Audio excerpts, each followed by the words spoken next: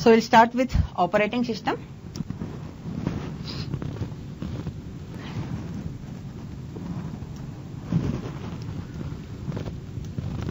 Operating system.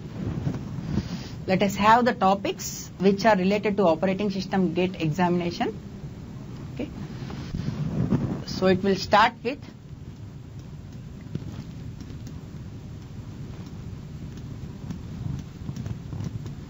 introduction.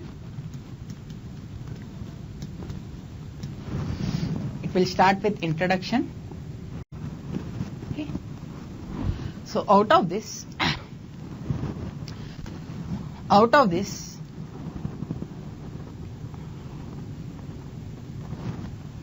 these three topics are most important when coming to GATE perspective. These topics are most important when coming to GATE perspective. It's okay, you can get some theory questions. So out of these topics, when we come to topics related to operating system, so these are the topics in which you have to concentrate more on. Okay. Now, third one is memory. When coming to memory, so while going through each topic, so what I will do is, I will tell you how much important each topic is. So no need to worry, just write down the topics which you have to go through with full concentration. Okay. Memory. So in memory, it will start with basics of memory management. It will start with basics. Next, RAM management. Next, memory management techniques, memory management techniques. Okay. Next one is virtual memory. Out of this, okay, these two are most important.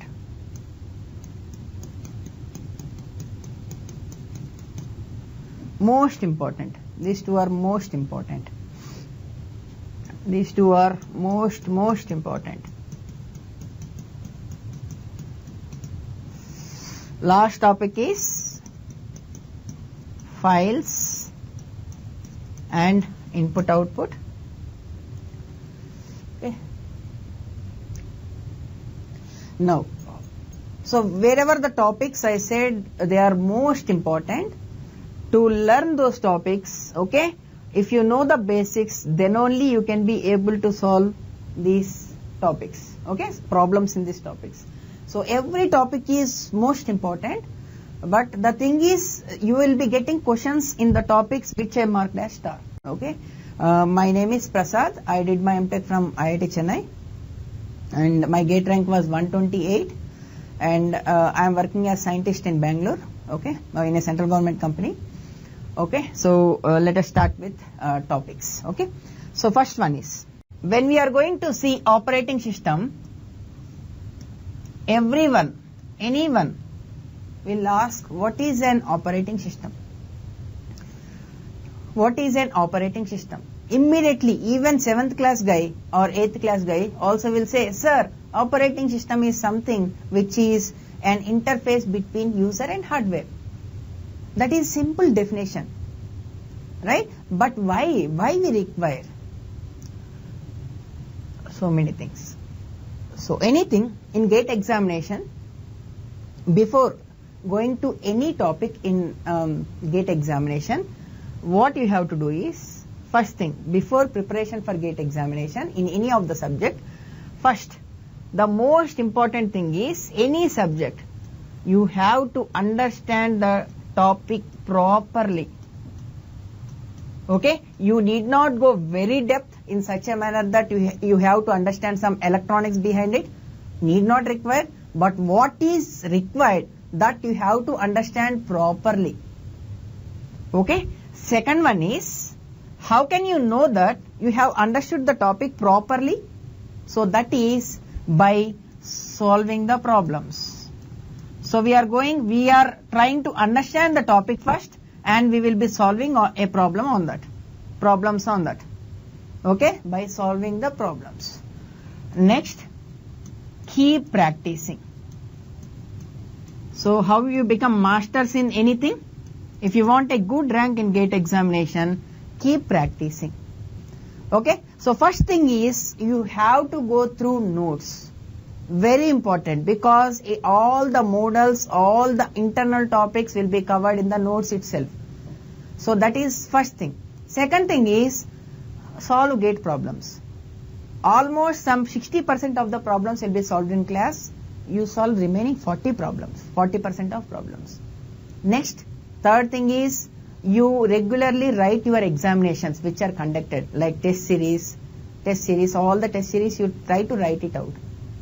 Okay, more than enough. You can solve all the questions in GATE examination.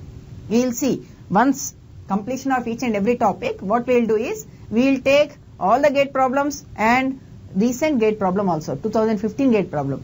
You will be able to solve it. Okay, so we will start it. Okay. Now, when I say operating system, everyone say that it is an interface between user and hardware. Also it is, operating system is resource manager. Operating system is a resource manager. So what is resource manager? Now, who is a manager? Manager is nothing but who manages the things, right? Correct? So, operating system is also a manager, means operating system is managing some things. What it is managing? It is managing resources of a computer system. It is managing some resources. What resources it is managing? It is managing resources of a computer system. So what are the resources it is handling? So it is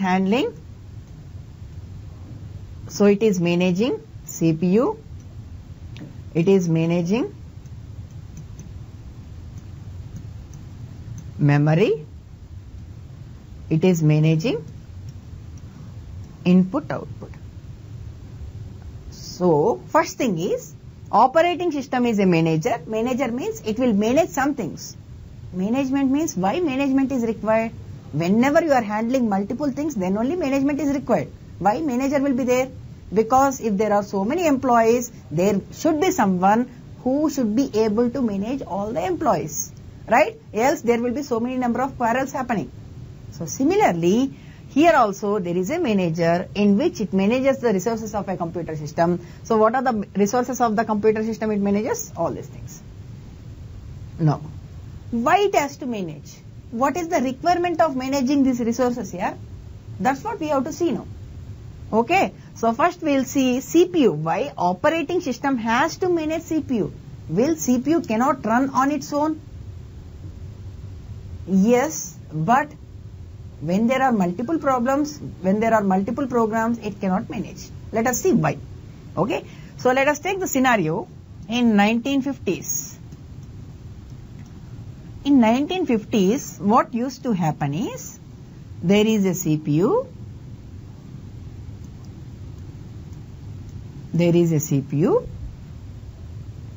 and I used to execute only one program on the computer at a time. Only one program. It used to execute only one program. Not in 1950s, 1960s also, 1970s also. It used to execute only one program. Means assume I am using some Facebook. Okay. Then I am not able to access Gmail. That was the case in 1950s, 1960s. Anyway, in 1950s, 1960s, Gmail, Facebook, all are not available. Okay. Now, when it comes to current scenario, now, what is happening is, there is single CPU,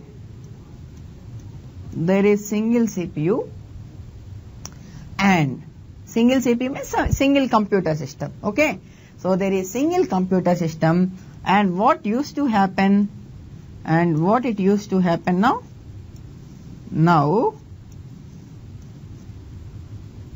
I am chatting on Facebook. So I am chatting on Facebook. At the same time, I am watching a movie. At the same time, I am writing a program. At the same time, I am doing a shopping. I am doing shopping on Flipkart. Okay, means what is happening here? There is only one CPU. There is only one CPU, and I am executing multiple programs on the CPU at the same time. And so, one CPU, multiple programs are being executed by single CPU at the same time, and actually CPU can execute only one program at a time. But it is giving an illusion to the user that multiple programs are being executed at the same time. So that is the beauty of operating system. So there is a single CPU and multiple programs have to be handled by CPU at the same time and have to give an illusion to the user that multiple programs are being executed by CPU at the same time, but actually it is not happening. It is not happening like that. What is happening? CPU is executing only one program at a time actually, but it is so fast in such a manner that it is executing multiple programs at a time. So how is it happening? That we are going to see in future topics. So there is only one single CPU, multiple programs have to be handled by single CPU at the same time. So there should be some magic in which multiple programs can be handled by single CPU at the same time. Clear? So this is the role of operating system in managing the CPU. Okay.